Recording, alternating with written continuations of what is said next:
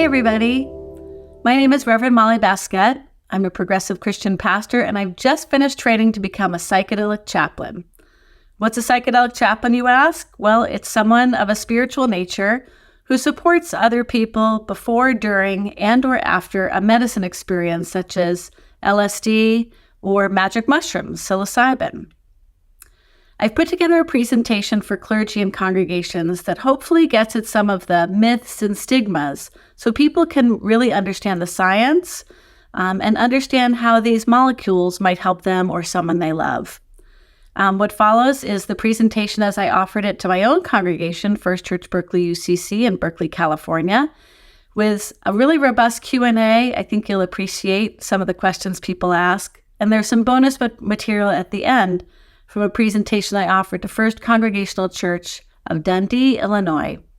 I hope you enjoy it. I hope if you find it meaningful and substantive, you'll share it with others, especially people who may really need access to these medicines for their own healing and growth. Blessings. This talk I named it Divine Intervention, what clergy and congregations need to know about the emerging psychedelic movement. And a bit about me. I'm a UCC pastor. A lot of us go to the same church, First Church Berkeley UCC. Some of you I know from back east, a church I served previously, or colleague back east. Great to have you here. And it is my hope that this conversation will find a broad audience, so a lot of people can get access to this information, this transformation, this healing medicine. I've spent about the last 10 months in a program at California Institute for Integral Studies, which is about the oldest, it's about 8 years old, training for this kind of psychedelic-assisted therapy. It has a lot of credibility. Most of the people in it were therapists. There are some doctors, nurses, other kinds of clinicians and healers, and some clergy. You can see the things I love to get a sense of who I am as a person. Kind of ordinary garden variety, clergy, mom, person. And I want to tell you a bit about my social location because in the emerging world of psychedelics, there are a lot of paradoxes and there are a lot of complexities and ethical complexities. And one of them is how we inherit / colonize / steal this wisdom from Indigenous folks. So I acknowledge that I'm living on unceded Ohlone land here in the Bay Area. I'm a cisgender, heterosexual, married female of European American heritage and a homeowner. And all those things paint a part of the picture of me, but one thing you might not know from looking at me or understanding, who I am and what I do now is that I have a high ACEs score, which means high adverse childhood experiences score. I was low income growing up. Lived in a family that had where some folks struggled with extreme chronic mental illness and mental health substance use disorder. And that informs not only some of my experiences as a child and an adult, but my interest now in this field to heal myself and to heal others. And I do acknowledge the practitioners who have preserved the knowledge and rituals of psychedelic use, often at great risk to themselves, not just in previous times, but in continuing times while a lot of these molecules and plant medicines remain illegal, according to the federal government. Let go here. Icebreaker. Feel free to unmute yourself. We can have a little gentle Zoom cacophony. When was the last time you felt the presence of God, and what sensations or emotions did you associate with that moment? You can also put it in the chat.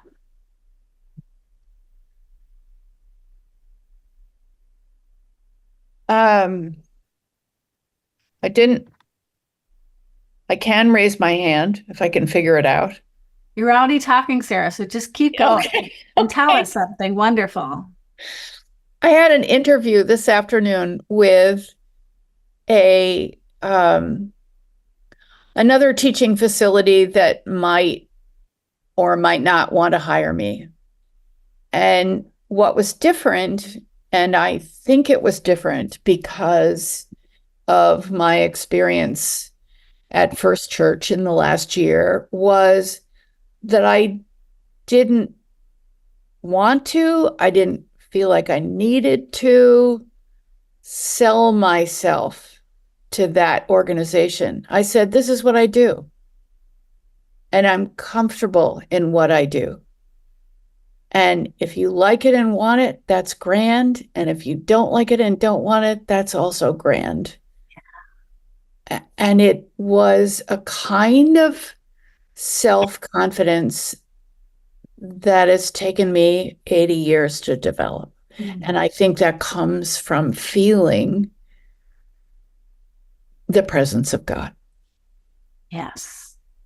That groundedness, that alignment, self-compassion, right? Julie's talking about the beauty of flowers right now. That's blowing her mind. And yes. Already. Beauty, yes. Go the ahead. beauty and the smell. Yes. I feel the presence of God very much through smell these days. Oh, thank you. Honeysuckles, geranium leaf. It's It's become a cliche to stop and smell the roses, but I do it every time, and the jasmine and the everything, right? Because it is such a reliable way to connect with what our bodies are experiencing, the beauty of creation, the wonder, just everything God is doing all the time. mm-hmm. Susan's talking about Swainson's thrush singing a beautiful song in Tilden Regional Park. These are all the voice of God or the aroma of Christ, right? The Bible speaks of that. We have one or two more. Presence of God. Inti has her hand. Inti, thank you.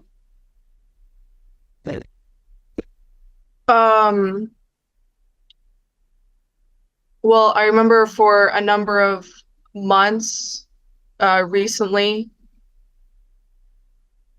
there was a lot of physical stuff going on, and I just remember like disconnecting kind of from like just like spirit and higher power and all of that kind of stuff. Mm-hmm. And it was interesting. It started feeling like the physical reality was more important than the emotional aspect. Mm-hmm. Like, okay, emotional stuff's good, meditating, stuff is good, but like, I can't meditate my food to appear on a table or, stuff like that. So it was interesting because I never really thought that way before. I always thought like emotional was the most important. I still like knew it, but like it was interesting. So, and then like 2 weeks ago, I was just feeling like a bit overwhelmed and confused. So I did a shroom treatment, which was long overdue. The last one I did was like months ago, but this one, I was just like, didn't know what to do next to get to a better place. Mm-hmm. And doing that, it really helped me, like, it basically cleared the pipes, and it made me realize that I need to reconnect with higher power. Like it can be very energizing, and it can help fuel you. I love that image of clearing the pipes. Like, right. You don't love fossil fuels, but you think of like putting clean gas through those pipes to clear out the gunk, and then the engine can really work, right? And so right. I asked this question about the presence of God because sometimes we're just very blessed and it just happens to us walking down the street. Sometimes it's really more about conscious engagement. That's what Inti's talking about, or Margaret in the chat, just really stopping and making that conscious connection and making the choice to stop and smell the flowers. Yeah, go ahead, Kara. I think most of you at First Church Berkeley know I have two little kids who are constantly bringing forth to me the like mischievous, fun, very present element of God. And yesterday, I'll share a funny story. I had Bridget alone. She's my just turned 2-year-old in our backyard, and she's running around, and I turned away for a second, and she had taken off her diaper and decided to just take a big poop in the backyard. That's what her body felt like doing, and she'd never done that before, and it just cracked me up. I just could not stop cackling, and she was so proud of herself. And like these just like simple moments of like just being the a simplicity of creature. life and learning how Yes. to be a little human in our society. And it was just fun to just be with her in that moment. And like there's the times of parenting that are so hard, and there's the times that are just so joyful. And it was just like a very funny, lighthearted moment that just I feel like I'll remember for a long time. I love it. Free bodily functions. Yeah, she's a little bit of a nudist. But well, she lives in Berkeley. I mean, she lives in Berkeley. I feel like it'll be okay. You did that, Kara. I set her up. Yes. For freedom. Yeah. So I ask this question because I think psychedelics can feel very other. They can feel very frightening. And really, at core, what they can help us to do is make that conscious contact when it doesn't come more organically. Okay. Let's see. What we'll cover, I'll just let you read through this list because I don't want to talk too much. And then we can come back to any of these at the Q&A if you want to know a little more, open these up a little more. But at heart, what I really want this space to be is brave space to talk about weird things and to let people overhear this conversation in ways that will help them to feel more open, curious, and less afraid. Okay. Here in religious community, we have always been mystics. We have a long history of a long mystical tradition in Christianity. But there are times when we forget about that. We have sometimes in the mainline Protestant church, which is what we are part of at First Church Berkeley, been accused of being God's frozen chosen. New Yorker cartoon, good sermon, Reverend, but all that God stuff was pretty far-fetched. And I told a story on myself in the sermon on Pentecost about how at my previous church, I was afraid to go into the sanctuary by myself because I was afraid God would appear like as a burning pew or something, stop me in my tracks. But I wasn't scared to go in there on Sunday morning at 10 a.m. because surely God wouldn't show up with all those people around. And as many spontaneous mystical experiences as I've had without benefit of plant medicine or other, psychedelic molecules, I still get scared. I still get scared about that encounter, even as many times as it's blessed me. So we have this push-pull. We crave closeness with God. Michelangelo's Sistine Chapel, God just out of reach, but maybe within reach. And we fear that intimacy. We fear what God might demand of us. We have a number of scary scriptures in our sacred texts. This painting on the right is from 16th century. It's a 16th century Dutch painting of the 4 horsemen of the apocalypse. I love that rainbow that one of the horsemen's wielding like a weapon, right? Happy Pride. Not so much in the book of Revelation, which some people think the author was under the influence of some plant medicine himself when he wrote it down. But we wonder if there might be a reckoning if we have that deep conversation with God. And certainly we're not the first to be afraid when encountering God, which is why be not afraid is one of the most common phrases in the Bible.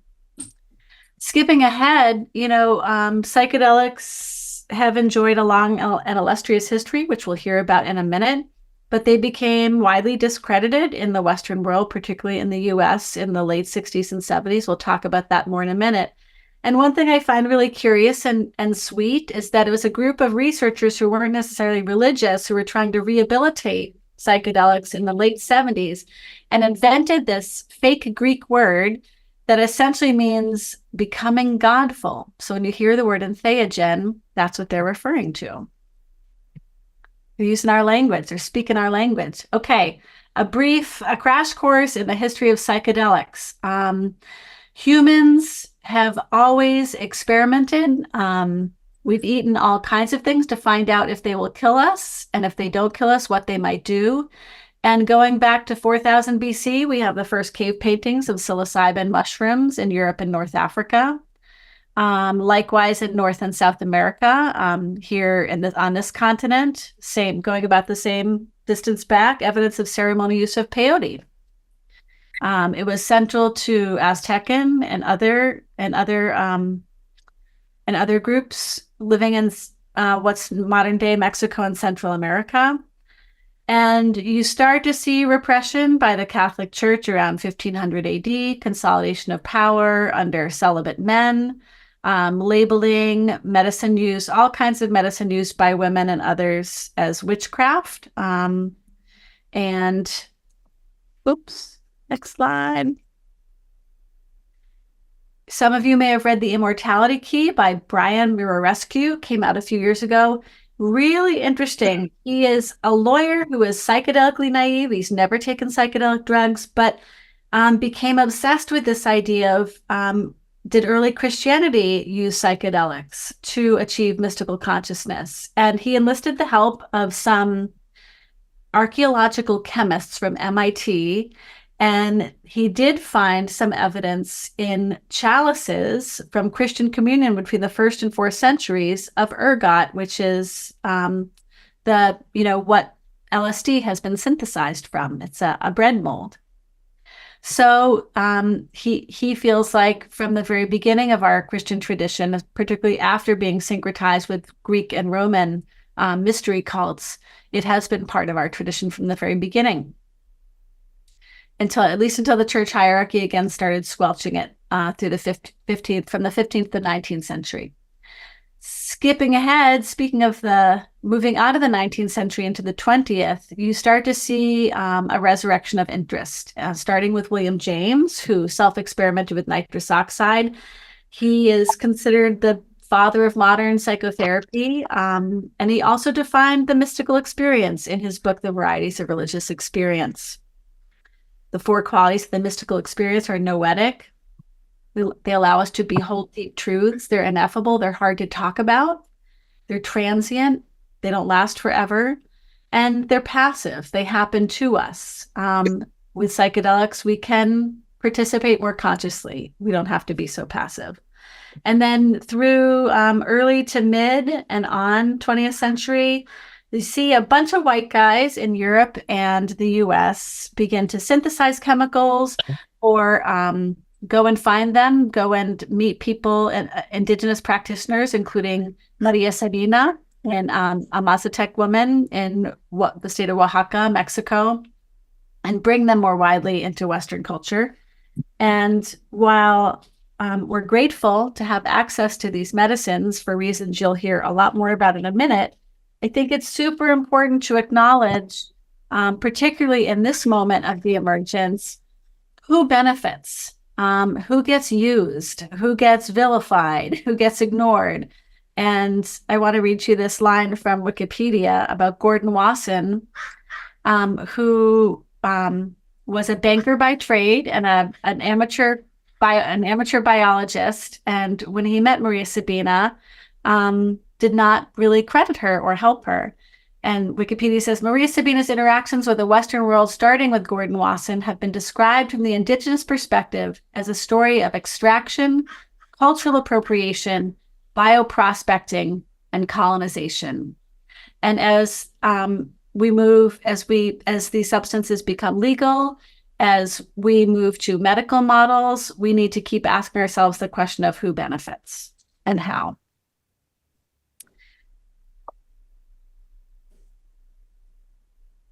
And there's Maria Sabina. I wanted you to see her gorgeous face. She famously said, "Tú eres la medicina." You are the medicine. The mushrooms, the therapist, provide the conditions for taking a deep look at your own soul, at the indwelling Christ, at the Holy Spirit that dwells within you, at the deep truths. But you are actually the medicine itself. You have what you need to heal and grow. Okay, quick bit of history, part 2. Who's heard of Timothy Leary? Ram Dass, raise your hand. Okay, They were researchers at Harvard who were very interested in psychedelics. They experimented on and with their students. They did not, while their intentions were good, they did not always use good research protocols or have good boundaries. And so their work became discredited. And Nixon used this later in the 60s as a convenient opportunity to repress the research and to make these substances illegal for his own nefarious purposes, namely to squelch revolution. But before that happened, some interesting things happened, including the Good Friday experiment at BU's Marsh Chapel. When Howard Thurman was the chaplain, he gave them, Timothy Leary, Ram Dass, permission to go down in the basement, bring 20 seminarians, give half of them psilocybin, half of them niacin, a placebo, a B vitamin. I think it's a B vitamin anyhow, and see what happened while they piped in the Good Friday service from the sanctuary above. Might have freaked me out, but all the seminarians who experienced the medicine, many of them said it was the most important transformational spiritual experience of their lifetime. If you're wondering about the credibility of this, know that Houston Smith, famed religious scholar, was there. And one time, I'm not sure he was a member, but he certainly hung out at our church in Berkeley a lot. Then things became illegal and things really went quiet and dark until in 1986, Rick Doblin, who's at the forefront of the current movement, founded MAPS, which you can read the whole acronym there. And he's raised $140 million for research over the years, research that began very quietly, but really for the last 25 years has found purchase in notable academic institutions, FDA-approved double-blind studies with good research. So we now have a lot of really believable, credible data from these studies. Johns Hopkins has been doing it for 24 years, including a study in 2015 with clergy that you'll hear more about in a minute. Okay. PTSD is post-traumatic stress disorder. I don't want to assume prior knowledge. MDMA is a molecule also known as ecstasy or Molly that has been used as a club drug, a rave drug, a party drug. But until it was made illegal in 1986, it's been around since the early 20th century. It was often used by therapists in couples counseling because it is an empathogen. It's a heart opener, and it suppresses fear. So it allowed couples to have challenging conversations about things without getting defensive. It is probably going to be the first one to become federally legal, perhaps as soon as August, thanks to the work of MAPS and Rick Doblin. And again, complex. It may be that they get a patent and it becomes very expensive to obtain treatment. We'll talk more about the ethics of that in a minute. But what I want you to know about is the efficacy. What percentage of people with PTSD do you believe are being cured in these MDMA trials? You can unmute and just holler. 75%. Heard 70, 85, 85, 90. 90. I love the optimists here. 50. 50. There you go. I need a pessimist here to make the answer more exciting. Okay. The answer is 72% of participants in the trials lost their diagnosis completely. 86% experienced significant relief from symptoms, and even 47% of placebo patients showed improvement as well. And that's because of the very tight, loving container of the therapeutic practice. So in these trials, there are 2 therapists for every 1 participant. There's a lot of attention to preparation, close, supportive, what MAPS calls non-invasive empathic witness in the medicine session. So 2 people just loving on you, paying close attention to you, cheering you on. And then afterward, what's called integration. What did you learn? Processing difficult emotions that came up, understanding what the takeaways are and how you can be liberated. And who wouldn't benefit from that kind of close, loving, sustained, mature attention? So there are side benefits to doing these studies, even if you never do medicine. Let's talk about efficacy and safety. Here's a little chart that we can come back to. I'm not going to linger on it, but it does give you at a glance the main molecules that we're talking about, whether they're synthesized or grow naturally, and what they can be used for and what they look like. Pretty cute. Okay, here's some other data. Psilocybin and LSD have been used for terminally ill cancer patients to help them experience something like their own death so they can be unafraid of it as it approaches and have more quality time with themselves and those they love while they're still alive. These molecules have helped chronic smokers, up to 80% of them be abstinent from smoking after 6 months of treatment. Incredible. And for treatment-resistant depression, if you've read any of the articles or How to Change Your Mind or by Michael Pollan or seen the show, you've probably heard about the therapeutic effects for depression, which is incredible.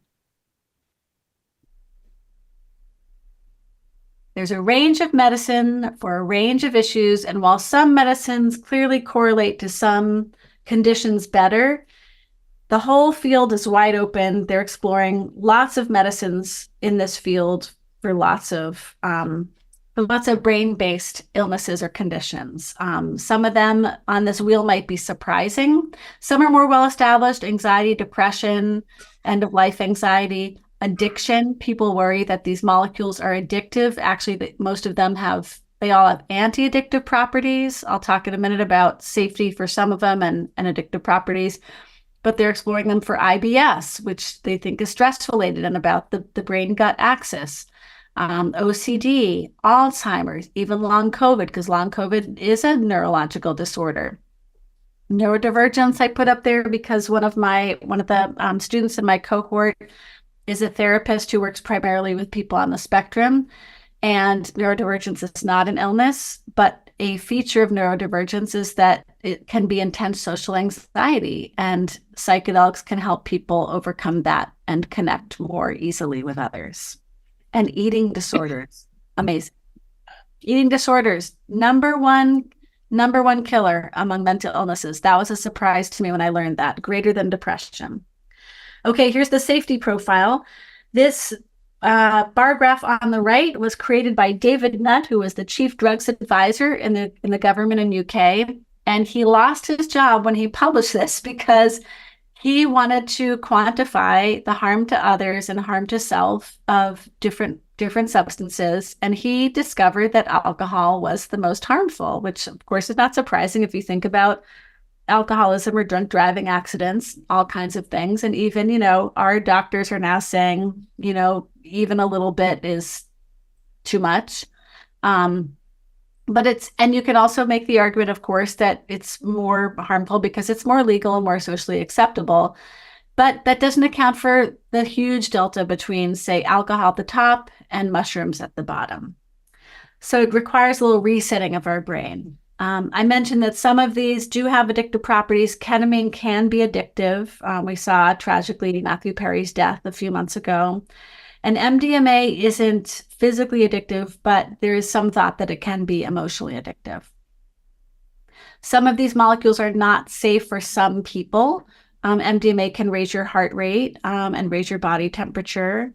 There's caution exercised when administering them to people who have a history of psychosis or schizophrenia in their family, or med interactions. It's hard for folks it's a little counterintuitive, but someone's on an SSRI, they want to treat their depression. They don't want to just cope with SSRIs. They actually want to heal from depression. It's very hard to dose people who are on SSRIs because it's already doing things to their brain. So the most conservative approach is to taper off SSRIs if that can be done safely before administering psychedelics. How do they work in our brains? Well, they all work to some degree by stimulating neurogenesis and supporting neuroplasticity. They help us grow new neural pathways. They help rewire our brains and help our brains to heal themselves. Individually, they work a little bit differently on different parts of the brain. Psilocybin takes the default mode network offline. That's the part of your brain that helps you adult every day and like stay in the real world. Well, not the real world, right? What's the real world? But the material world, the world where you got to get stuff done, do your laundry, feed the cat, get to work on time, to enter a different world, a world that is perhaps invisible a lot of the time to us, a deeper world. MDMA works by reducing the activity of the amygdala, the fear center, and by flooding you with dopamine and oxytocin, the love hormones. And ketamine acts on glutamate levels to repair neural pathways. Please don't ask me to say more about that because I'm not a neuroscientist and I did all my homework, but I really can't tell you a lot more detail about that. Okay, the legal landscape. You might be surprised at what's happening. Oregon and Colorado are there. In Oregon, the model is pretty medicalized. It's pretty expensive to get trained, and you can only administer in licensed centers. And that means it can be pretty expensive, out of reach for a lot of people. Colorado has a slightly different model. I actually just got back from a retreat there where there is permission because of ostensibly the Religious Freedom Restoration Act, that if it's in a spiritual setting that you are able to offer and take these medicines. Utah lapped us here in California, man. Utah just legalized, I always forget what it was. I think it's psilocybin and MDMA. So that's quite something.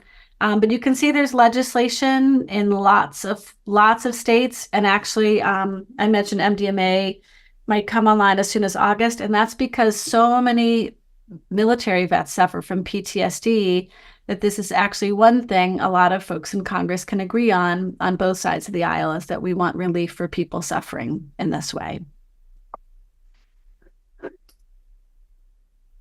Okay, how psychedelic-assisted therapy works. What are the nuts and bolts? You may have heard the word set and setting. You may have heard the word integration. I'll unpack that a little bit for you. Preparation is you establish a therapeutic alliance with your guide. You build a trusting relationship. You share some of your story. They take a medical and emotional history of you to be sure you're really, really ready, that you're stable enough, that you're medically cleared. And you set an intention. What do you hope to get out of this experience? What do you hope comes up? Who do you hope to meet? What do you want to work on? What suffering do you want to find relief from? And then after you set intention, you release it, because the medicine has its own ideas, and it may have you work on something that you didn't anticipate that needs to happen first. On medicine day, setting matters. So set is your mindset. Setting is where you are, the physical space, whether you're in a strip mall in, El Cerrito, or you're in the middle of a redwood forest. You might have a very different experience. Ketamine clinics are already legal everywhere, and some of them are actually in strip malls. I can't imagine what it'd be like to have a psychedelic experience hooked up to an IV in something that looks like a dentist's office. It's helped a lot of people. To me, it sounds terrible. Your medicine experience, depending on your biochemistry and what substance you are taking, might last 4 hours, it might last 12 hours or even longer. And one of my favorite teachers from this past year, Harvey Schwartz, who runs a ketamine clinic in San Francisco and has also run a lot of the MDMA studies, says, welcome everything as a guideline. It might be a challenging experience. It might be frightening, but welcome everything for what it has to teach you. I experimented with psychedelics in college. I'm 53. Then I went from college to seminary, and I just put that away for 30 years. And I started experimenting on myself about a year ago again, because I knew I was training to be a guide, and I knew that to be a credible guide, I had to have my own experience. And just as psychotherapists need to do their work, I think psychedelic therapists, we need to do our inner work. So there's not obstacles in the way as we're seeking to guide others. And I started by microdosing. I was having a little bit of depression. I found a lot of relief from that. But microdosing, you don't experience psychoactive effects. My first real macro dose experience was a pretty low dose of psilocybin in a group setting with a trusted guide. And I basically encountered my mother, who died 17 years ago, my mother with whom I had a very difficult relationship. And we reconciled, and I cried for 4 hours. I did a version of this for another church a couple hours ago, and she recounted an experience she had, and she said, but they were the best kind of tears. And I thought that really nailed it. The inner healing intelligence, again, refers to Maria Sabina, tú eres la medicina. You have within yourself everything you need to heal. And the medicine and the guide is just there to help clear the way. So a good guide is not going to lead you. They're not going to ask a lot of questions. They're going to be there as a supportive, quiet, non-invasive empathic witness, to keep you physically safe, to help you be less anxious, and to remind you at every turn that you have this inner healing intelligence. Christians might call it the Holy Spirit or the indwelling Christ. Integration happens when your medicine experience is over. Might be that night, more likely the next day, in the days and weeks to come. It's a chance to find out what that experience was really about, what endures from it. Separate the wheat from the chaff. The chaff might be like fun visuals or, a funky storyline. And then the wheat is what is the real wisdom from the experience. This is a chance, if there were challenges that came up, difficult emotions, to talk through those, to journal through them, to be curious about them, and to really get the fruit of that experience, to get the seed and put it under the soil. It can happen with your guide. It can happen in a group setting. Let's talk about bad trips for a minute, because we know they happen. And I don't want to be a Pollyanna, and I don't want to minimize how challenging psychedelic experiences can be. But there's a lot of data actually that MDMA, for example, people tend to have bad trips more when they're unsupported emotionally, either with friends or a sober sitter or a guide. And that what might feel like a bad trip with a proper framing and support can actually be some of the most fruitful cathartic experiences. Crying with your mom for 4 hours, crying with your dead mom for 4 hours. Bill Richards, who's one of the researchers at Johns Hopkins and a science guy, but also a very spiritual guy, said, if you encounter something terrifying, remember that monster is that your mind made that monster, and it has something to teach you. With ayahuasca, the classic thing is for people to see an anaconda. He said, don't turn and run if you see that snake. It's going to chase you. What you need to do is jump into that snake's mouth, turn around and look out through its eyes, see what it's trying to show you. One thing that is a rare but real concern is called HPPD, hallucinogen persisting perception disorder. And that refers to people, some folks who have experiences where even when the medicine has left their body biochemically, they might have flashbacks. They might experience depersonalization or derealization, like they don't feel like themselves. Reality doesn't feel real, and they need extra support to heal from that. Okay, a quick word about ethics. Ooh, I want to speed up. Except that these are all important because people are in such a vulnerable state when we're on this medicine. We need to exercise utmost caution and care with people in this vulnerable state. You negotiate touch ahead of time. Therapist says to participant, there will be no sexual touch. There will be no nudity. And then you negotiate the kind of touch the participant does want. Safety touch is non-negotiable. Like if you have to go to the bathroom and you can't walk, you can put your hands on my shoulders. I'll walk you to the bathroom. I won't help you toilet, but I'll be outside making sure you're safe. Therapeutic touch is negotiable.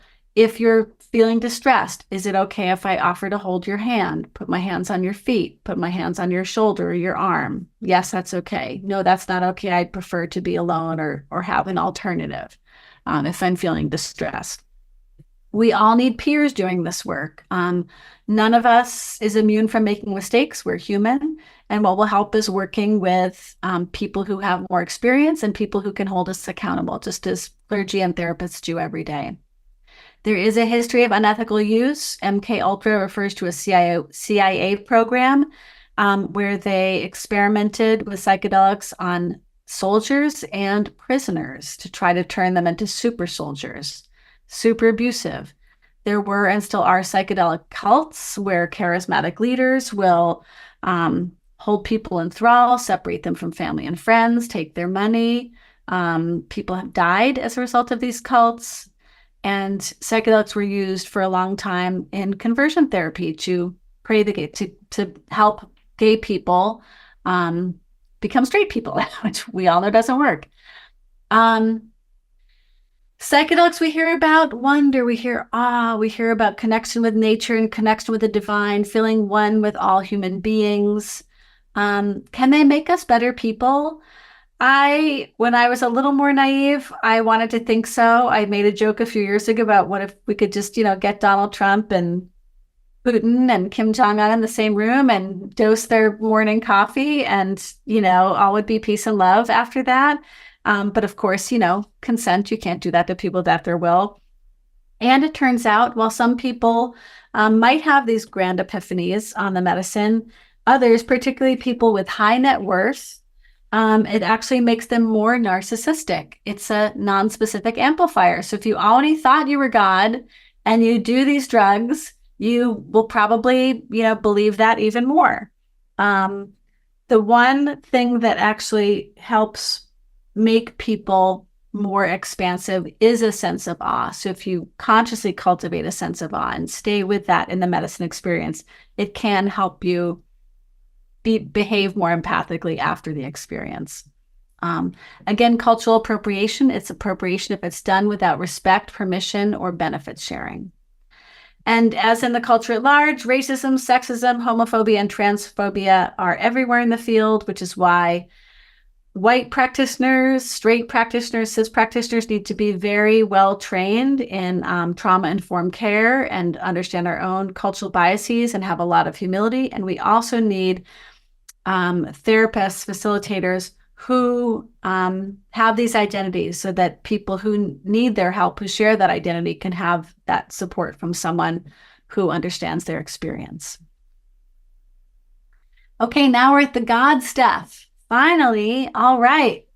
I mentioned the Good Friday experiment and the Johns Hopkins study on clergy, and so many of the participants said that named it as one of the most important spiritual experiences of their lives. One participant at Johns Hopkins said, "I know God less, but I love God more," which I thought was such a succinct, beautiful statement.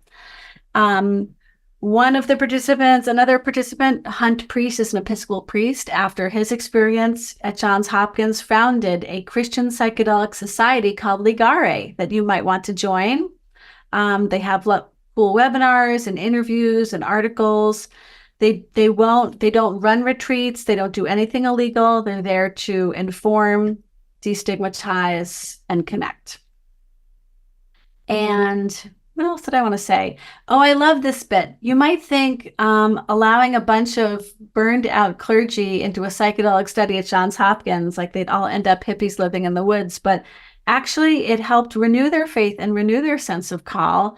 And a number of them reported that a couple of years after their psychedelic experience, their congregations were growing, presumably because they were more connected and transparent and juicy and alive and able to communicate that infectiously to others. So I don't know, maybe this is a church growth strategy we should look at. Send your minister to on medicine retreat. Psychedelic Jesus is here. Our sacred texts are rife with people having profound connections with God. And sometimes it may feel that, that spiked wine from 2nd century Greece, has become a bland kind of Welch's for us. And maybe we want to reignite our own spirits. psychedelics can be spiritually really renewing and charging, but they're not just for people who are suffering and sick. They can liberate a lot of us who are functioning pretty well from stuck patterns and old maps, help us generate self-compassion, forgiveness of self and others. And really importantly, a lot of our people in our churches, particularly in UCC settings, because we're more liberal and inclusive and accepting, and people have come to us from really damning fundamentalist branches of Christianity, or they've experienced religious abuse at the hands of people who they should have been able to trust. And this can be a pathway for healing for them. Holotropic, if you've heard the name Stan Groff, he's still alive. He's a longtime researcher into psychedelics. I think he's led something like 4,500 journeys, led 4,500 people through journeys. He coined the term holotropic and holotropic breath work in particular, which is a non-drug breath work way of accessing a non-ordinary state of consciousness. He felt that even those of us who don't have classic ACEs, adverse childhood experiences, or classic traumas such as going off to war, experiencing sexual or religious or physical abuse, that birth itself was a trauma for a lot of us, and that we can go back and re-experience our perinatal, our prenatal, maybe even our this life experiences and heal there.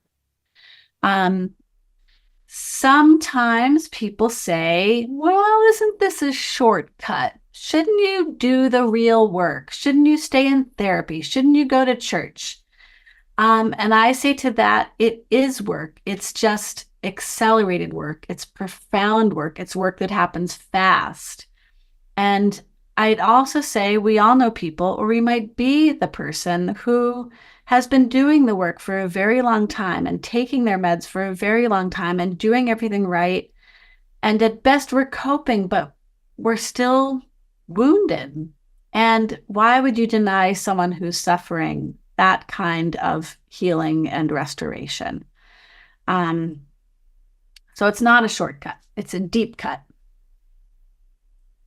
I have a friend who's a UCC pastor and who does this work, and he likens it to going to church camp. You have that sort of mountaintop high. I love everyone. I'm like God's coursing through my being, and you got to come down the mountain and go back to ordinary Sunday church. But there's goodness there too. And the key is to figure out in that integration how you take it with you down from the mountain, how you come back from church camp and bring it into your everyday spiritual life and practice. And I'm just going to ask this question, let it linger in the air. Do you really want an encounter with God? Feel what that little space feels like. What might happen if it closed up? When I met my mother in that journey a year ago, when I came down from the mountain, it still felt very real. And I do believe in God very much. And I believe really that anything's possible. Like once you decide to believe in a being you can't see, touch, taste, feel, that has no corporeal body, not anymore anyhow, you can believe in anything. And like, what if it was just happening in my head? Maybe I didn't summon my mom. I think about this encounter between Harry Potter and Dumbledore at the end of book 7, where Harry's died and he's sort of in this in-between place, and he encounters Dumbledore and he says, is this real or is it just happening in my head? And Dumbledore says, of course it's happening in your head, Harry, but why on earth should that mean it's not real? Real quick current options. It's ketamine's, if you want to go the legal route, ketamine's legal anywhere, everywhere in the US. You can be part of a study, a clinical study, or you can do holotropic breathwork.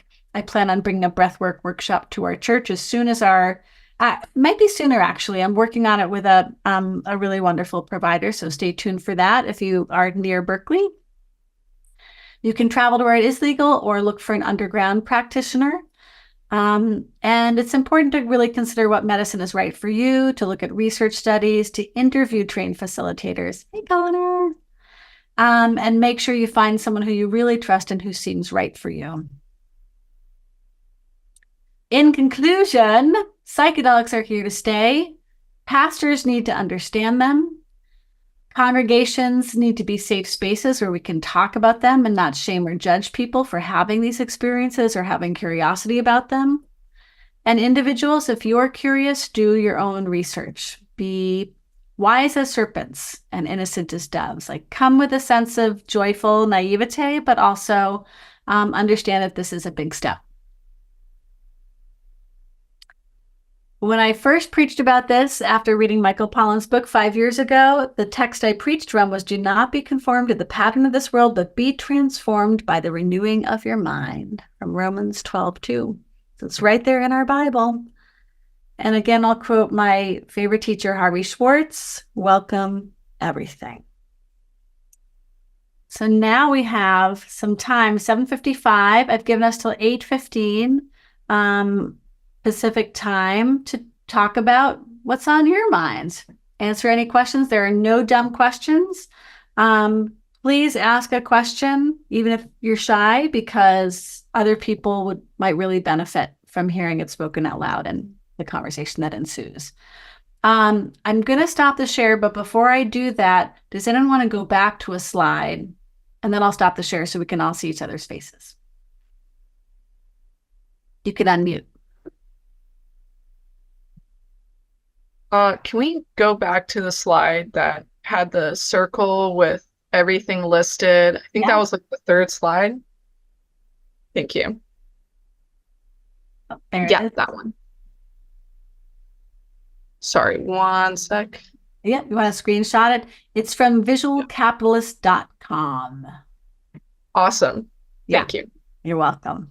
Any? Hey, Molly, could you describe it, please? Oh, yes. Sorry, Masha. It's a circle and it has 8 medicines: LSD, MDMA, ketamine, psilocybin, ibogaine, mescaline, DMT, and ayahuasca. And there's just a short description for each one that says how it works, where it comes from. Like ayahuasca is a traditional tea that has a core psychoactive chemical of DMT. Ibogaine is a natural substance derived from the Tabernanthe iboga plant. That's indigenous to Africa. And there's a little picture of each, that little icon that's pretty cute. Other slides people would like to see before I stop share.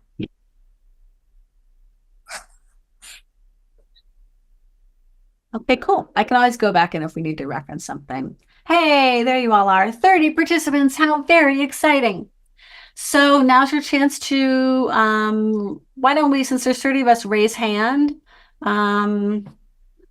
Either raise your physical hand, or if you can, do the little hand icon, because then it puts you at the front of the line. What was the question? Do you have a question is the question. Oh, Time for questions and comments, but let's keep comments and anecdotes brief, because we might have a lot of questions that we want to get to. Helen, do you have a question, Rubard? Yes. Do you see yourself being a guide for people like in our church? Do you have time for doing this kind of work?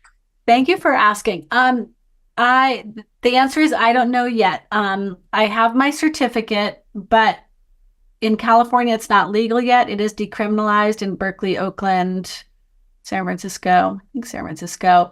And there is some active legislation. Probably the legislation that will get passed will only allow like MSW, social workers and psychologists and psychiatrists, maybe doctors and nurses to prescribe and like legally guide. So I'm just kind of waiting to see what the landscape is. And I also feel like I'm in an apprenticeship mode. I'm trying to get more experience myself so I feel more competent and relaxed in my leadership. I wouldn't rule it out. I'm definitely doing referrals. I've done a number of those for folks, and I have good friends in the Bay Area and in other places who work underground, and a friend in Colorado who works legally, and one in Oregon.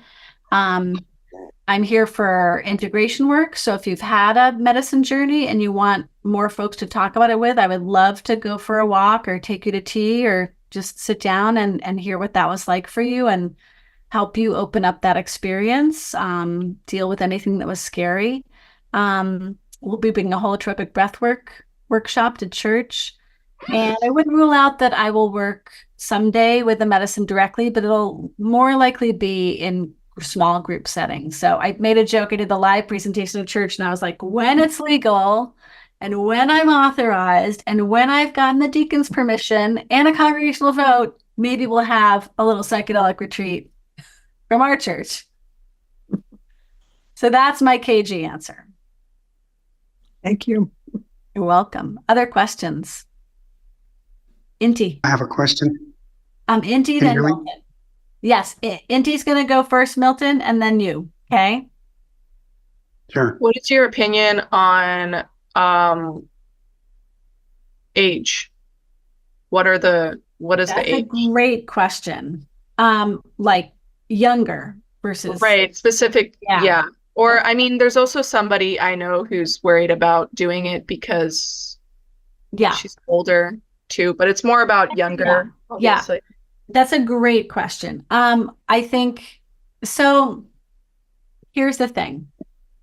A word about older people. There's some medicines that are not great if you have cardiovascular issues, like MDMA raises your heart rate. I think I said that. So you want to be really discerning. But if you're like, if this is how I go, what a way to go. It's your body, it's your life. On the younger end of things, of course, our brains don't completely mature until we're 25.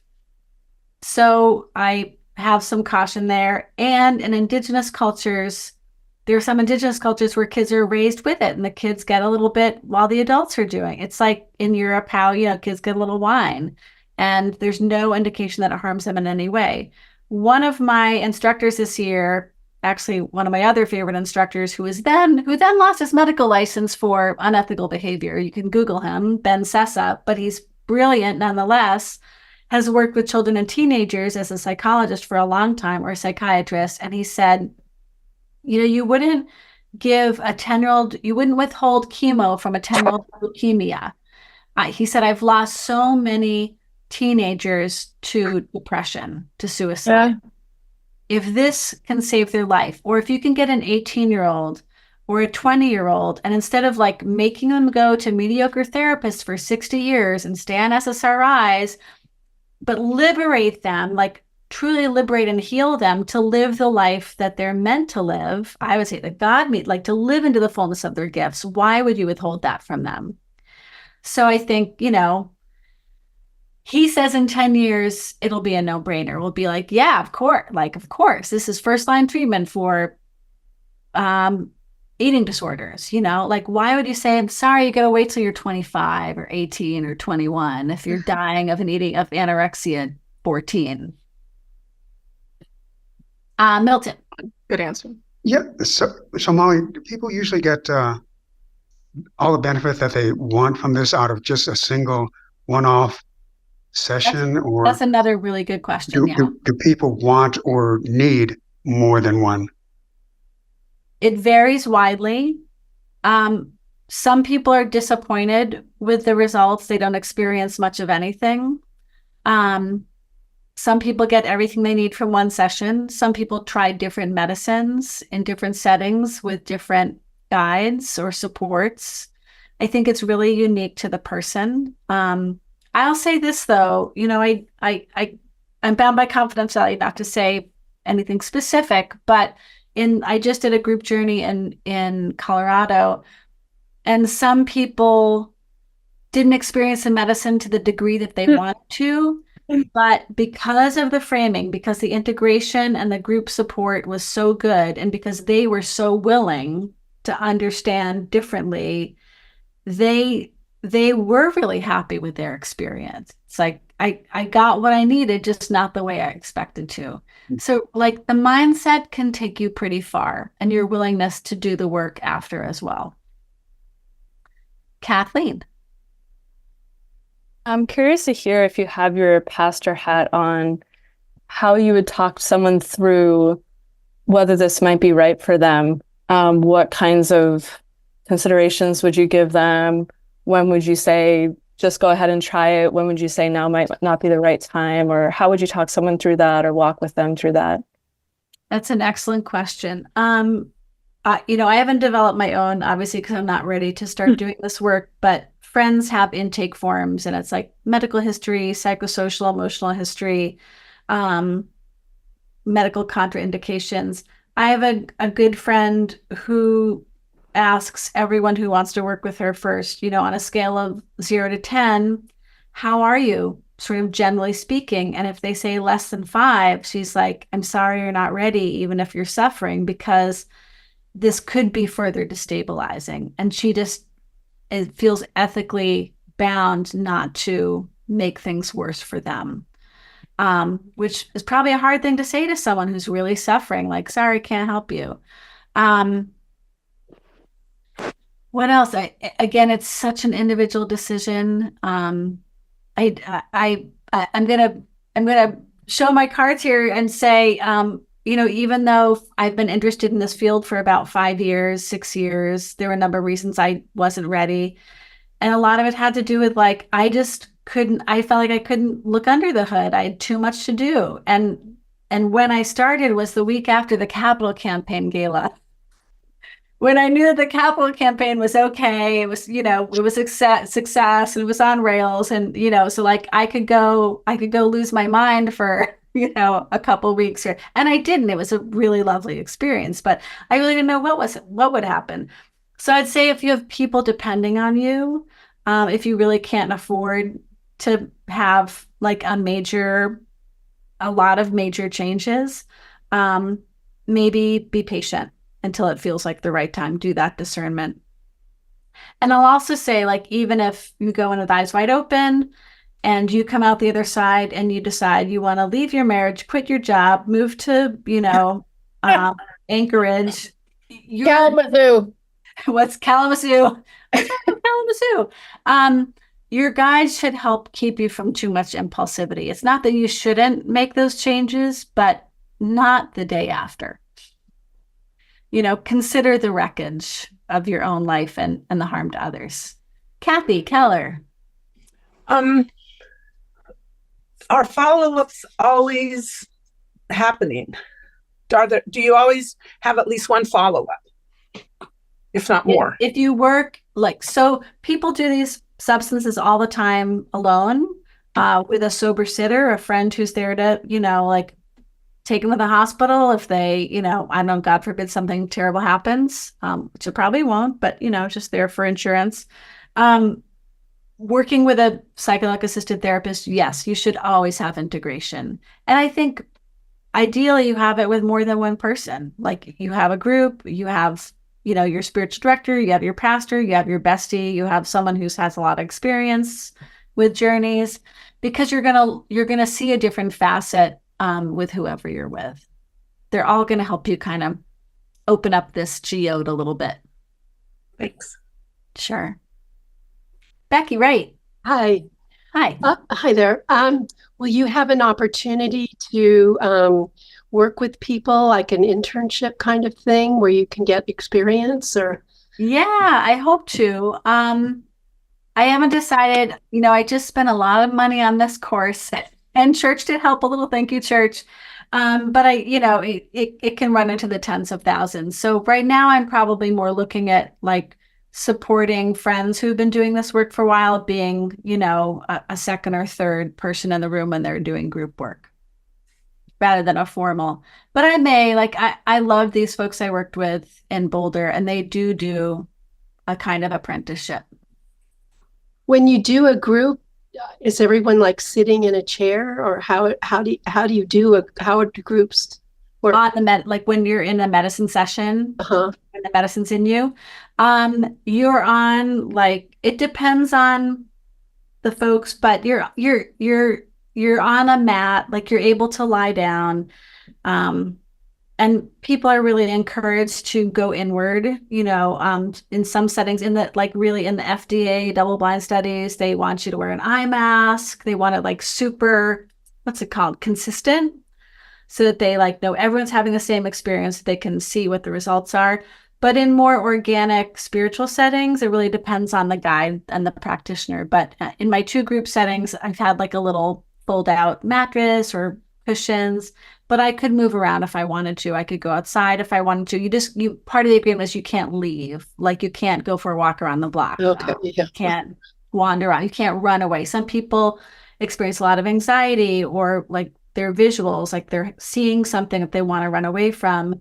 And then your guide is there to say, you may like to talk you down. You made an agreement. You have to stay here to stay safe until the medicine wears off. Kathy, do you have another question? As your hand is still raised? Kathy Keller. Oh, my hand's not raised. I didn't mean, oh, I see. I'm supposed to tap that. Yeah. I do have a question that came to mind. So when you're in a group, there's no talking? People are encouraged to stay with their own experience, but the guides are there to talk to you if you want to talk. I mean, most of the time you really don't. Like you might want to process a little, but for example, my guides in Colorado were like, save it for integration. You know, like they'll help you out of a tough moment, but it's not like a talky thing. And you're really encouraged to kind of respect each other's space. But that said, when you're coming down, it's called coming down from the medicine, you might feel more social, or you might see someone wants support. And, you know, I had an opportunity to do some kind of healing somatic therapy with another participant, and she really, really appreciated that. So you sort of explore it in the moment. Bob and Carrie. Oh, you're muted. Molly, as you probably know, I'm really interested in the concept of ego disintegration or ego ending. Ego death. And 2 questions. Number 1, did your training give you any insights or wisdom about that? And secondly, is this the kind of thing you could set as an intention? That is, I would like to experience ego death. Yeah, you can ask, but you don't know what the medicine's going to do, right?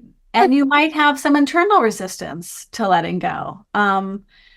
So Bob's talking about this experience of ego death, which is basically like you take such a high dose. It's sometimes called a heroic dose, although like my male guide a couple weeks ago was like, oh, that's patriarchal horse shit. You know, this is not a hero's journey. There's nothing better about taking a high dose. It's not like, oh, you're extra strong.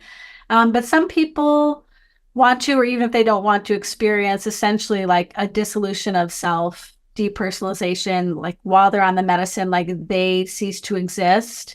And it's terrifying, but also liberating. I'm someone who has had a near-death experience just before my cancer diagnosis. If you read my book, that was spontaneous, and it was like, oh yeah, that's it. Like Molly's gone, but I'm still like, some part of me persists, but it's not this like personality of Molly. I'm one with all. It's the unit of consciousness, and it was liberating. So, before I started this journey a year ago, I thought like, oh, I'm going to build up to a heroic dose and experience ego death, and that's the goal.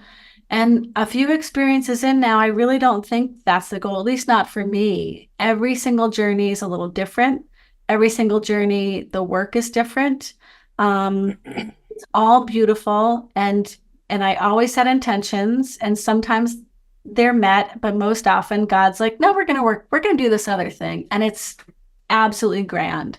So I think it's important to set intentions because it's your own construct, right? It's important to have a little like structure going in, and it's important to let it go. Did you have that intention to see your mom when you had that experience? So I'm a little bossy, and I did. And I actually summoned my mom, which she was not happy about, at least whether it was like my mom in my head or my real mom. But what changed was like, I wanted to have a positive encounter with her where I experienced her love and tenderness and affection, because that is not something I got to experience much as her actual child. And I amended that both before and in the medicine too. I just want to have an encounter with her and, and have it be true.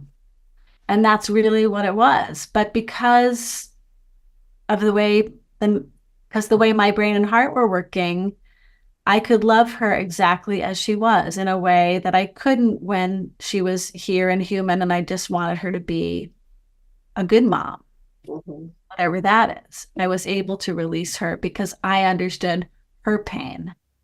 That was the shift for me. Aaron, and then There's also a question on the chat.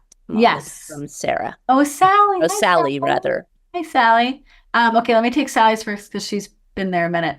Can you describe how this might be integrated with traditional therapy modalities into therapy? Yes. First, if you have a therapist, ask them if they do this work, because they might. And then it's one-stop shopping. If they don't and they disapprove of it, you're in a little bit of a pickle. If they don't do it, but they are supportive of it, you can go do a medicine session, integrate with your medicine facilitator, and also integrate with your regular therapist. I know a bunch of people who have done that. Aaron. A couple quick things. One, since these molecules and substances are still technically illegal according to the federal government,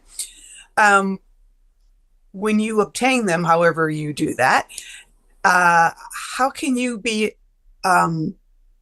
sure that you're getting what they say you're getting? So you don't, not like street drugs that tend to be cut stuff.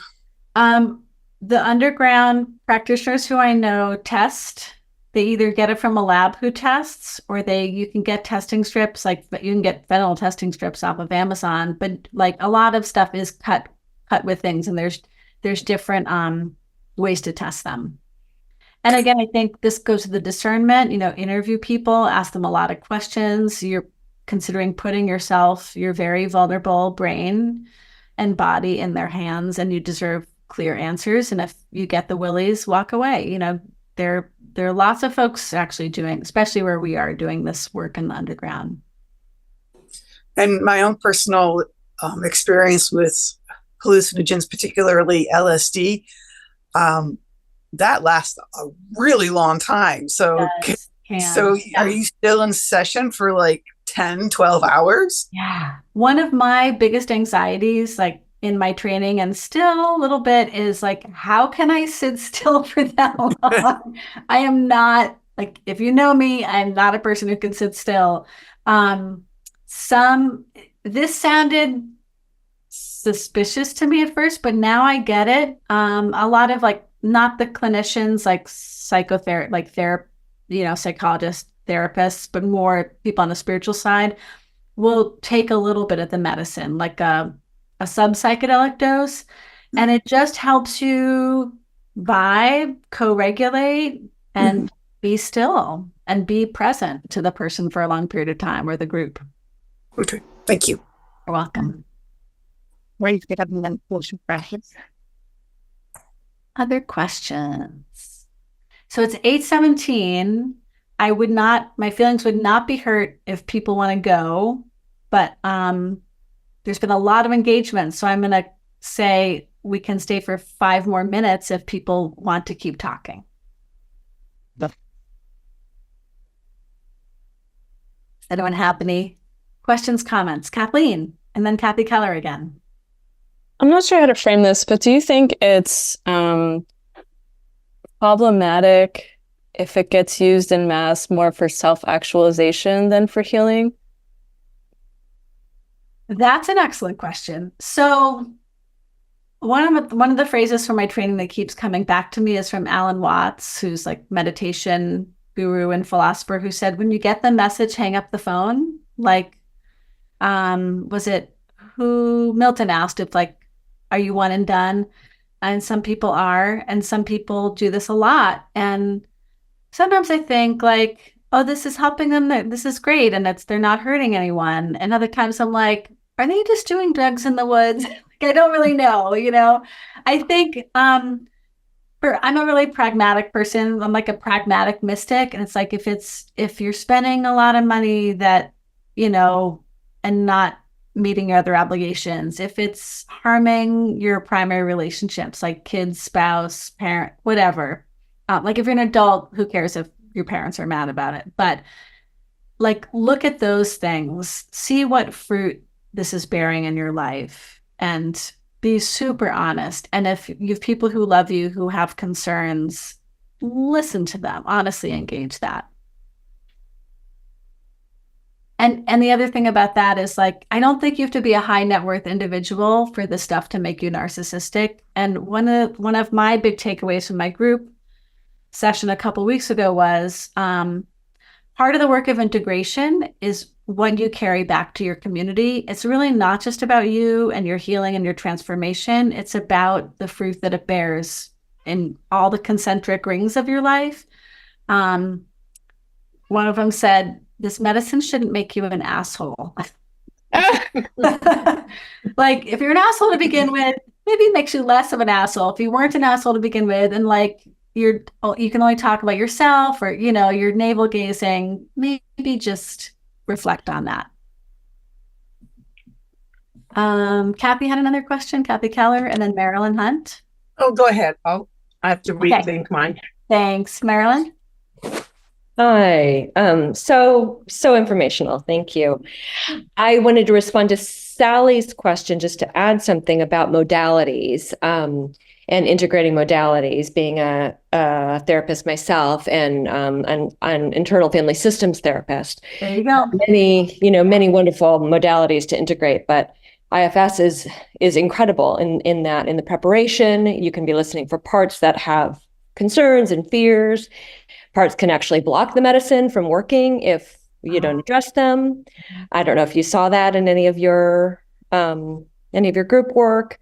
A bit, yeah. I've heard of that, and then also in the integration, that's such a huge piece, and even just coming down from the medicine, working with these parts that are just they're right there, and this beautiful healing gets to happen because many of the medicines, as I understand, you're way more educated than I am, but MDMA especially can really help you tap into this compassion, is my understanding, which then brings about this beautiful interconnection with parts. Yeah. So, Marilyn, you're so right. Internal family systems is a mode of therapy that's become like really synergistic with psychedelic work. Do you want to say like one or two sentences about what IFS is? Sure. So the kind of the foundational piece is that we are all of multiple mind. We do not have a mono mind. We all have parts. We have different types of parts. We have these protector parts, and we have parts that end up getting exiled. And the core essence of who we are in IFS is called self with a capital S. It might be spirit, God within, Imago Dei, and that everybody has this. It's completely not damageable, and everybody has access to it. And so it's the self that does the healing, and in a therapeutic context and as a guide, we're hopefully in self energy to hold space, and then forming these interconnections with our parts that are carrying these burdens and helping those burdens to be released. Wonderful. Thank you so much. It's a great summary. I think we're coming to an organic close. I'm so grateful to you all for coming. This has been an incredible conversation, surpassed my best hopes. And I'm so glad to be in this conversation with all of you, and specifically my First Church Berkeley folks. So just gobsmacked with gratitude to have your support through all of this. Thank you so much. Tony Snow. I'm no longer church affiliated, so I'm sort of just jumping in here because I'm, interested in the topic. And one thing that was important for me, because I was on an SSRI antidepressant, when I took my psilocybin journey in January, the end of January, I needed to phase down very slowly off of my antidepressant. Yep. And I did that. It took 3 months. I took my time. I was in no rush.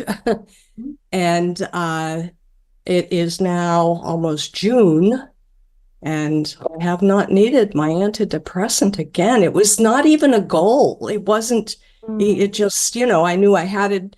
I said, well, I'll go back on it. I've been on it for 35 or more years. And I have no problems with it.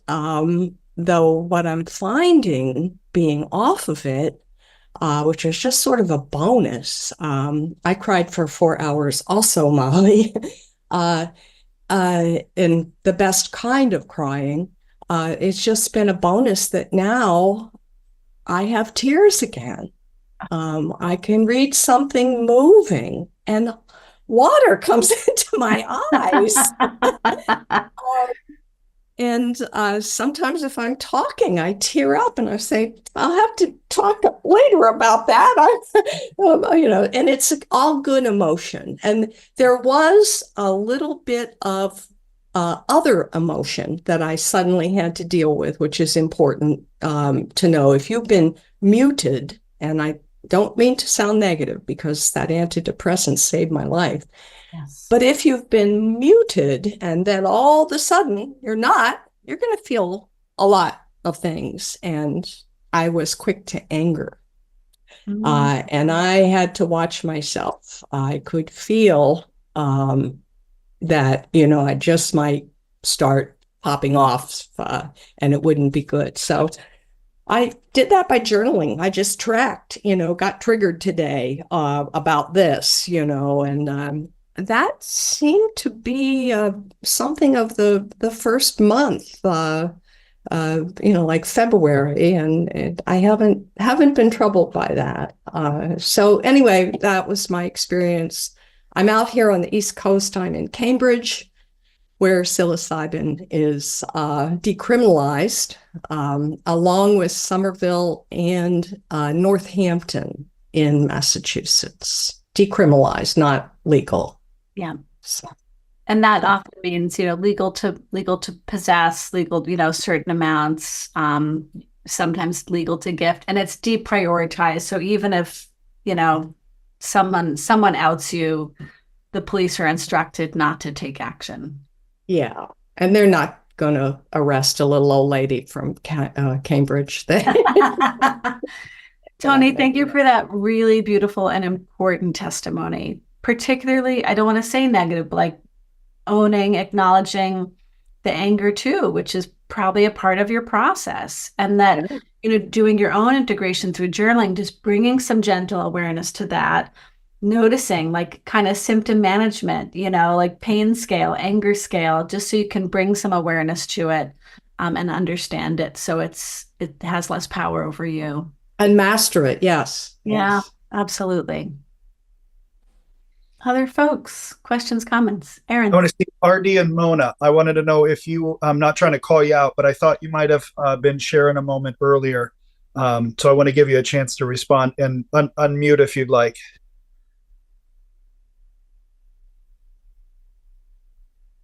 Well, not yet. Let me see.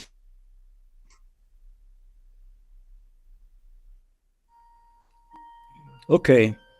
There we go. I think that now I am unmuted. Okay. Am I coming through? Yes, sir. Far, loud the and question clear. I was going to ask Molly.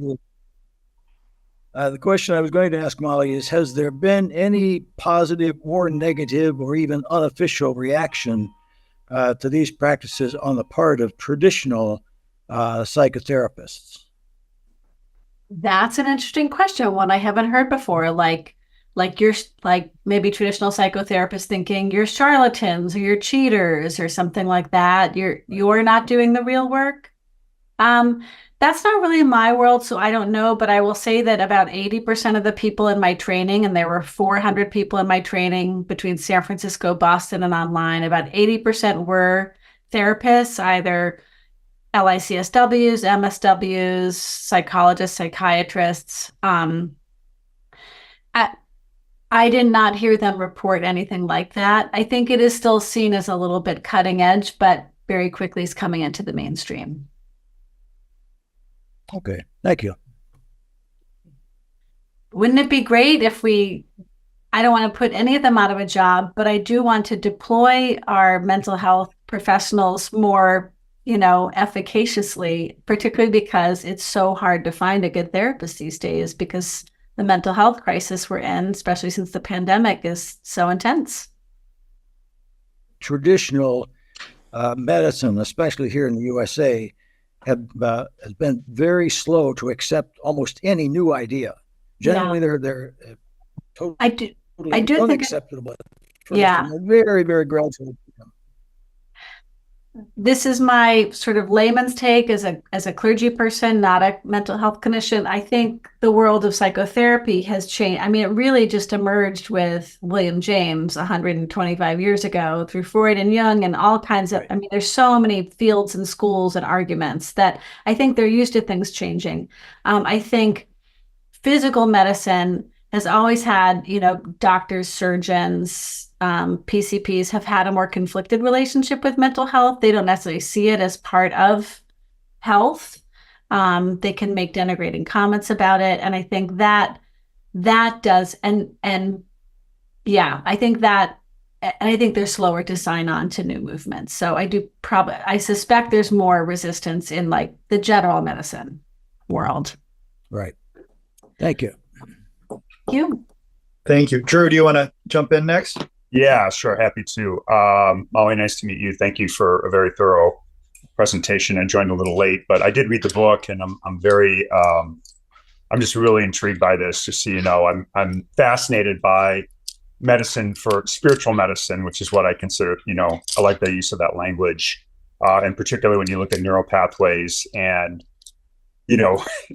physiologically we can't really explain them. And how that imprinting happens, but the imprinting certainly does seem to happen, involving trauma, incidences of trauma, fear, so there's the leveling. I don't want to say leveling, the elimination, the rewiring, or the reconfiguration, I guess, would be a good way to put it, of those pathways, which is really fascinating. But the piece that really appeals to me is the spiritual experiences and the evidence of these significant spiritual experiences that occur that just have really made it compelling for me.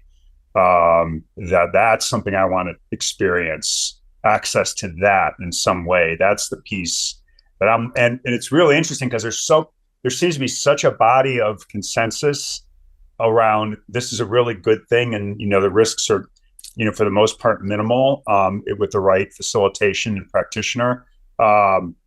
But yet it's just still not, like, from my perspective, widely out there or available. It's like you got to go to, an ashram in California or Denver or somewhere, or outside a Boulder. Yoga retreat. Yeah, yoga retreat center in Costa Rica or something. It's very other, it's very foreign. And you might think because I'm in Berkeley, California, that we're all like super hippy dippy.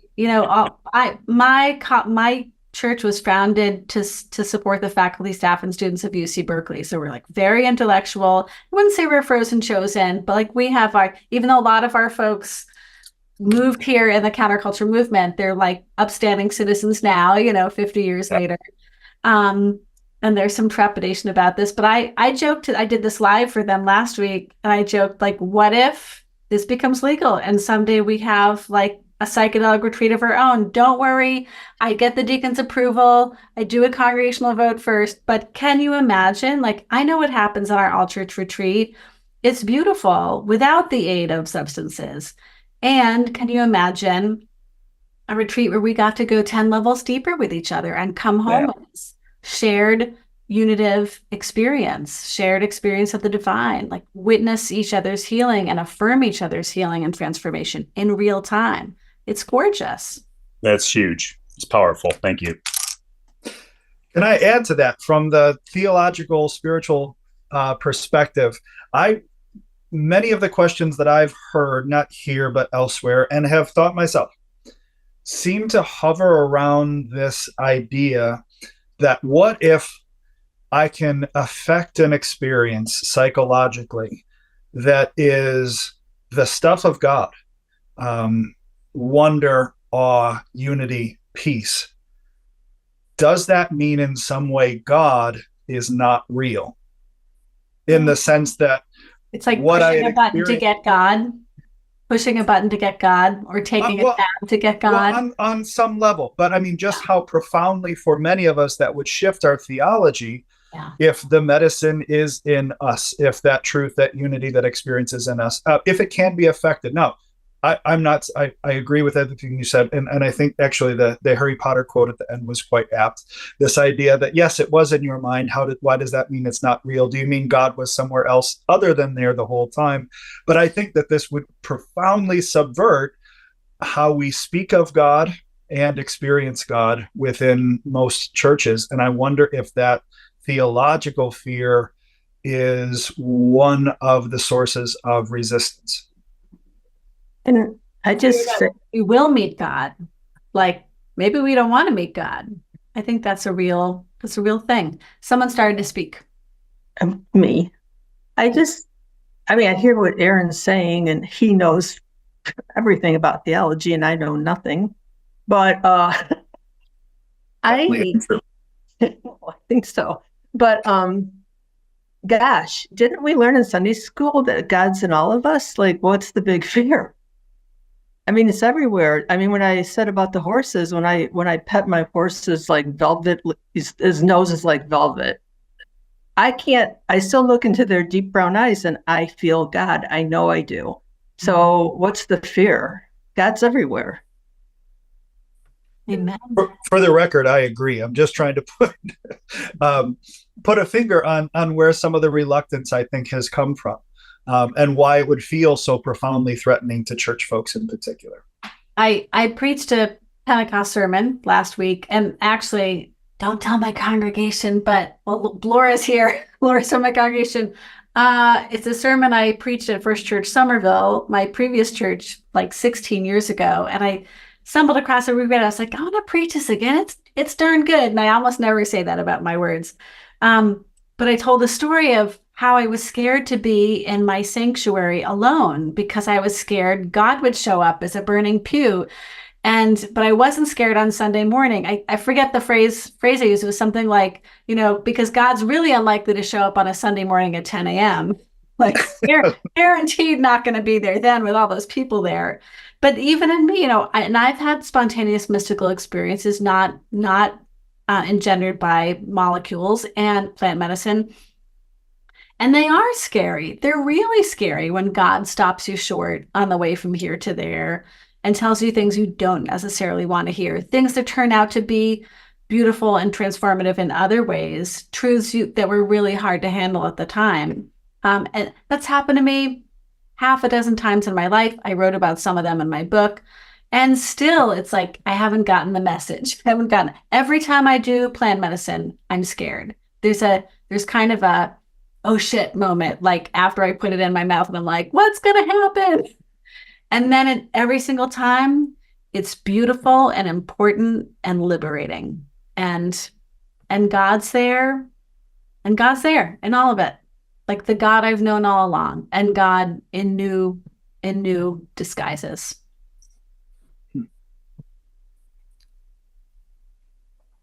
I didn't mean that to be so declarative, like sermon's over. Anyone else have things they want to say?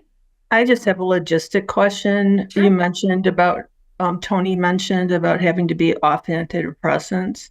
Is there a lot of prep that goes into this? Like people in my age group are on all kinds of medicines. Yeah. And there are very few medicines that are really contraindicated. I have a tape. There are tables, you can search them up online.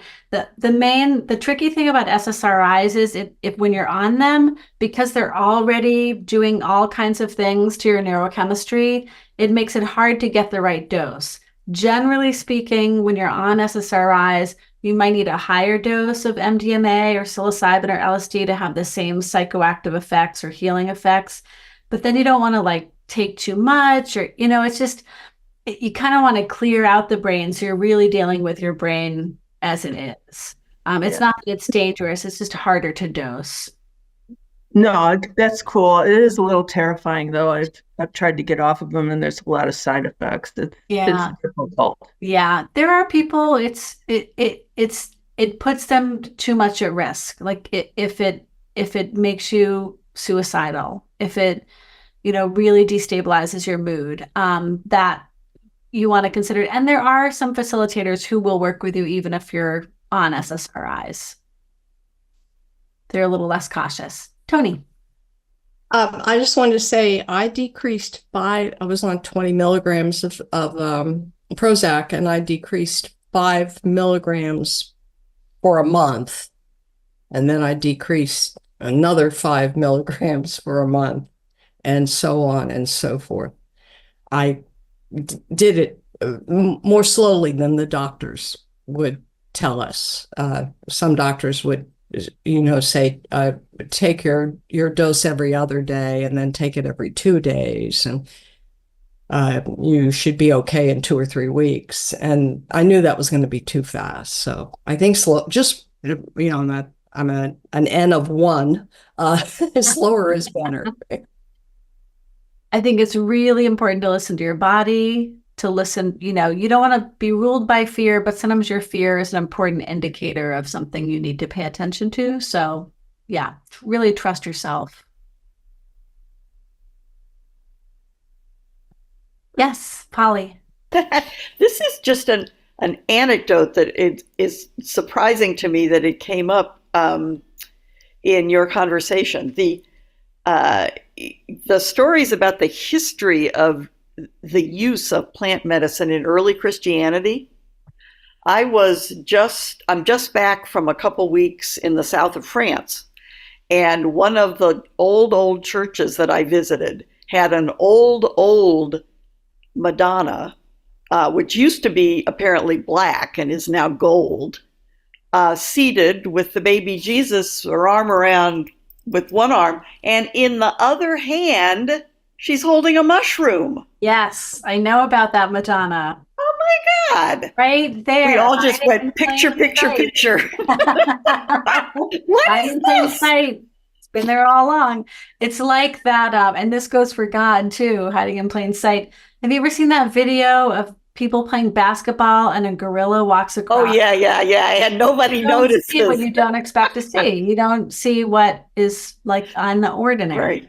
Yeah. Right. Yeah. So that was pretty interesting. I think I'm going to have to go read Murarescu's. How do you say his name? I think it's Murarescu. Murarescu. Okay. He's actually a lawyer.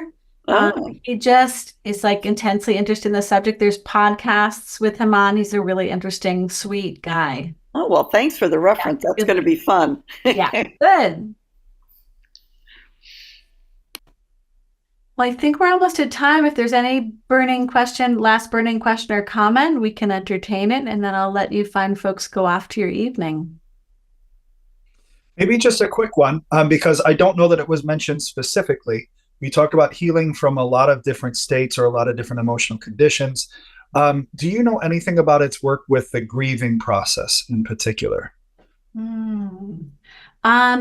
It did come up, but not like very particular. But again, just from my own experience, I think a part of my rupture with my mom was grief. Certainly. At her abandonment in life and then her abandonment in death. She was a lifelong smoker and wouldn't quit and died of emphysema, and I like to say, and depression. It wasn't just the emphysema. I love that phrase, grief is love with nowhere to go.